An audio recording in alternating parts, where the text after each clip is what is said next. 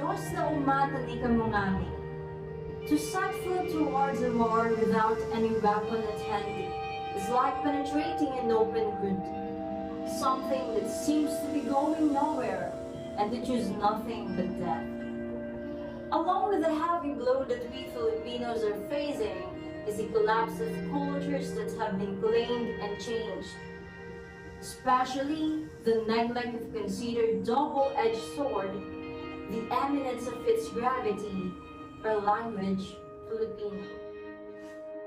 During the Spanish colonization of the Philippines, many Filipino literature was damaged, destroyed, and burned. Because of this, many of our own stories were lost and forgotten. Despite the efforts of erasing our cultures and traditions, the Filipino hearts and minds prevailed and was able to preserve several folktales, myths, legends, and novels. One of these is a legend called Iddu, Biko. For today's episode, introducing to you our invited guest, a journalist from Solana, Cagayan, who will share to us the tale of two mountains that the locals of Solana call Susong Bundok.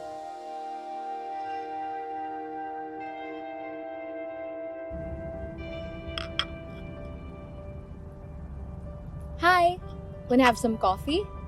I'm sure this will be perfect when we pair it with pandesal. A perfect breakfast paired with another short story. You'll definitely like this. Let's travel back to the era when the freedom of Filipinos was just seen in a bamboo ant tunnel. This is a native story from the land of my own, Solana, Cagayan. Let's start from here. From a faraway land in the midst of chaos, there came a love that's swift despite deviation and disparity. At the height of the fierce clamor between the Spanish conquerors and the Filipinos, there arose a burning romance between two individuals. Alejandro de Dios Villavicencio y Jorge de Ejército III, the third male spring of the Spanish ejércitos. A high-ranking soldier met a young native Ibanaglad from Solana, Cagayan named Celeste Torres. In the spot of their eyes, the magic just happened and caught them into desires. However, they were both aware of the clear impediment their feelings have, a love that's forbidden. Regardless of the circumstances, both were eager to pursue a love against odds and loaded guns. And so, they gladly built a plan to escape from everything that hinders their relationship. A plan to build a family far from danger and threats of clashes.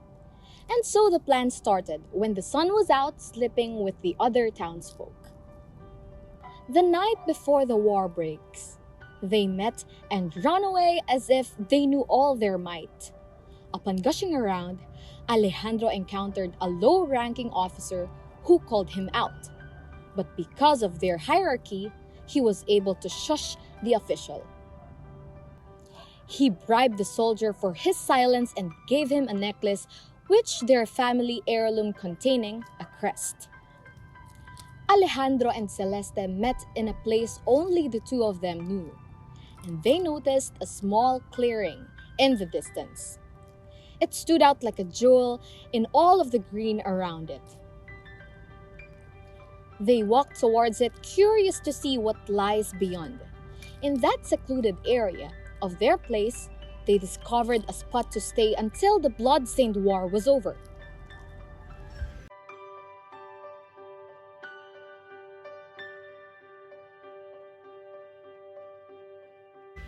In that same spot, they built their own hut, gathered all of their remaining resources, and made a unique small holding next to their home that served as their food source for some time. There, they were able to live out the point of their lives in peace and contentment. They could watch the sun rise and set, feel the wind on their faces, and listen to the birds singing on the trees. The love between the two blossomed in their cozy and compact cottage as time passed. Years later, God blessed them with a precious child they will love and care for, Alejandro Sebastian. In their home, the three of them lived in harmony and affection. They don't often venture out in public and are quite watchful anytime someone approaches their area. Although they have access to most of their resources right at home, there are still moments when one will need to venture outside in public, especially in the local market, to come by and pick up some of the things they need for living. On one gloomy day, Celeste left the house to get some items from the marketplace. But while she was out and about, she overheard that Spanish soldiers were searching for a higher-ranking officer. With no time to waste, she hurriedly went home and wanted to inform Alejandro about the problem they were going to encounter. However, at home, where Alejandro was left with their child, they were already facing a menace as they waited for Celeste's arrival. Despite Alejandro's efforts, their peace was interrupted when a stranger came and knocked on their door. ¿Alguien en casa? Asked the man, but they did not respond. After a while, they heard loud noises from outside, and as he peeped through the tiny gap in the window, a group of men arrived at their doorstep. Alejandro's first instinct was to hide Sebastian. He quickly grabbed and put him in a hidden place in their home, a secret storage passage they had prepared long ago, motioning him to stay quiet. Shh. Papa has something to settle. Mantenga la calma, my boy. No hables. He tried to remain calm as he made his way to the entrance and composed himself, hoping the men would not discover Sebastian's whereabouts. When the men pounded on the door and shouted for someone to open up, Alejandro's heart raced with dread. Celeste was approaching their home when she saw a bunch of men out in their doorstep. As she was walking closer, she had already thought about what to say to them. Nervous, Celeste manages to come near the group of Spaniard uniformed officers. "Good morning, sir," she said with forced composure and proceeded in front of their threshold. One of the officers responded and asked about their pursuit to track down a runaway high-ranking Spaniard soldier. Celeste responded, "I apologize for any inconvenience, but I am afraid I do not know anything about it." But as she spoke, the door behind her opened, revealing Alejandro. Both of them were horrifically unveiled. Without vigor, they exhaled. Mucho tiempo sin verlo, Alejandro. Esto te parece familiar? Said the chief, revealing the necklace offered to the low-ranking officer who is now the commander-in-chief. Apparently, your father has been longing for his dearest son, and there is an order to get you back to España. Te guste o no? Aggressively, Alejandro said, No quiero! while unceasingly holding Celeste's hand. If you don't want to, we can just kill you. Facilmente. Celeste was horribly begging and crying for his husband's life. "Dios ten piedad! No! No!" Cállate, mujer! said the chief, commanding Celeste to shut her mouth. But what made the uniformed men quiet was when Celeste once again shouted, "If you shall kill him, leave nothing but blood. Kill me as well." The soldiers then murmured in surprise of how intense their love is and deeply thought about an offer of replacement due to their commitment. We shall give you a chance to run away and stay out of anyone's sight. And don't ever plan on coming back here. Mostrando sus rostros al gente. The chief once again reprimands. ¿Entiendes? Celeste felt a bit of relief and immediately, as the chief commanded, they ran as fast as they could like there was no tomorrow. Fuego!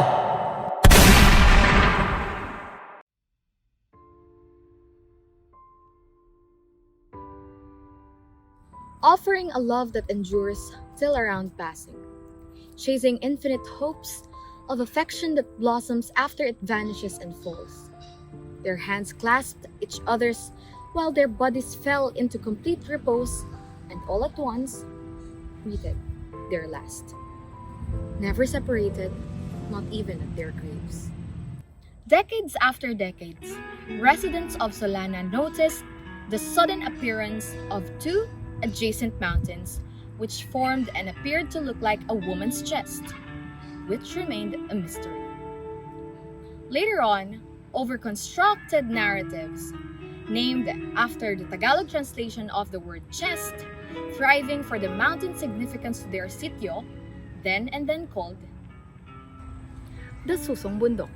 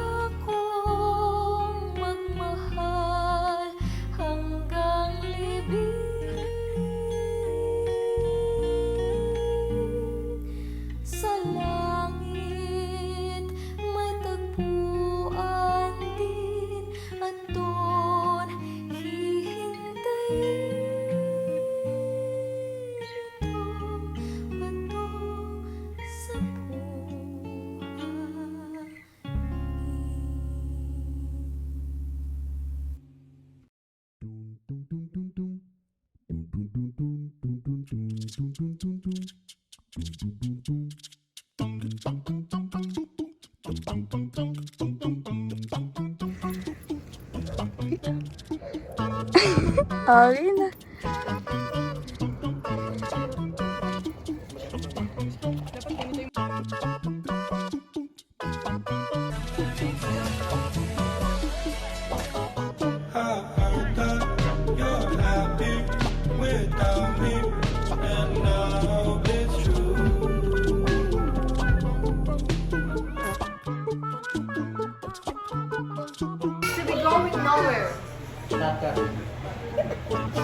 Camera, action! Okay. Lights. Lights. Kasi ang first husband si Chef. Na lang yan. Fuego! Oo. Ay, actually, oo. Kasi di ba Fuego magbablog? This is a native story from the land of my own, Solana, Cagayan.